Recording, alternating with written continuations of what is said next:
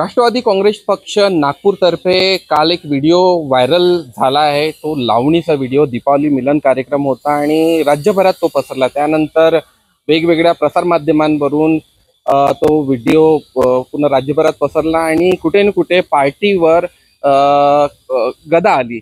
त्या संदर्भात इथल्या महिला भगिनी आहेत, हा महिला ब्रिगेड आहे राष्ट्रवादी काँग्रेसचा, त्यांनी आता पत्र परिषद घेतली आणि त्या व्हिडिओचं खंडन केलेलं आहे। आमच्यासोबत अध्यक्ष आहेत, त्यांना विचारूया। ताई, तुम्ही आज पत्र परिषद घेतली, नेमका आक्षेप काय? असाही आरोप करण्यात आलेला होता की एकीकडे शेतकरी आत्महत्या आहे, दुसरीकडे राष्ट्रवादीचं हा लावणी उत्सव होत आहे, नेमकं काय म्हणाल? मग शेतकऱ्यांचा जो दुःख आहे त्याच्यामध्ये आम्ही पूर्ण राष्ट्रवादी, आमचे दादा सगळे सामील आहेत। पण जो तुम्ही आरोप लावलेला आहे त्या अशा स्थितीमध्ये जो तुम्ही लावणीचा कार्यक्रम केलाय की ज्या शेतकऱ्यांच्या स्थितीमध्ये, पण जेव्हा शेतकऱ्यांवर जे हे झालेलं आहे तर बाकीचे जे पक्षवाले आहेत त्यांना सूतक लागलं होतं का? मग आमच्याच पार्टीवर तुम्ही नेहमी टिपाटापणी काय करता? काय कारण असू शकते की ज्या पद्धतीने व्हिडिओ व्हायरल करण्यात आला आणि कोणी केला हा व्हिडिओ? बघा, व्हिडिओ व्हायरल करणारा कोणीतरी असेलच, त्यांचं आज नाही आज उद्या त्याचं नाव समोर येईलच। आमच्या वरिष्ठाकडनी आम्हाला पण नाव समजेल आणि आमच्या महिलांकडनं पण आम्ही सगळ्यांनी आग्रहाने विनंती केली आहे की ज्या जेंट्सनी किंवा कोणी पण हा व्हिडिओ व्हायरल केला त्यांचा आम्हाला लवकरात लवकर नाव लक्षात म्हणजे आणून तुम्ही द्या। आणि दुसरी गोष्ट, जसं तुम्ही ना म्हटलं की काय तो लावणीचा कार्यक्रम नव्हता, मी तुम्हाला आताही तेच सांगितलं, आधी सांगते।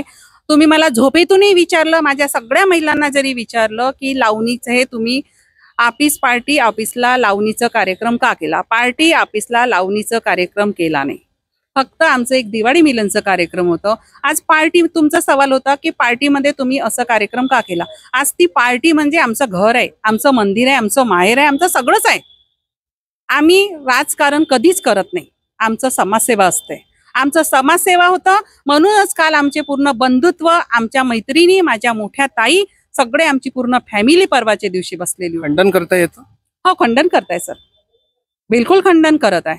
जर माझ्या महिलांवर, एक ती स्त्री आहे, एक महिला आहे, माझ्या महिलांवर जर कोणी असा आरोप लावला की ठुमके लावणं तिने लावणी केलं, लावणी बिलकुल होती नाही।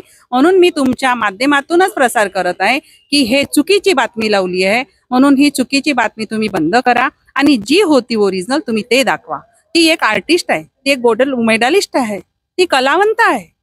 कलावंत असल्यावरही ती माझ्या पक्षाची उपाध्यक्ष आहे, माझ्या पक्षाची उपाध्यक्ष होती, माझ्या कार्यक्रमात आली। कार्यक्रमात आल्यानंतर ज्यांच्या अंगामध्ये जे जे गुण होते, आमच्या अध्यक्ष साहेबांना आम्ही सांगितलं की साहेब ही लावणी सम्राट आहे।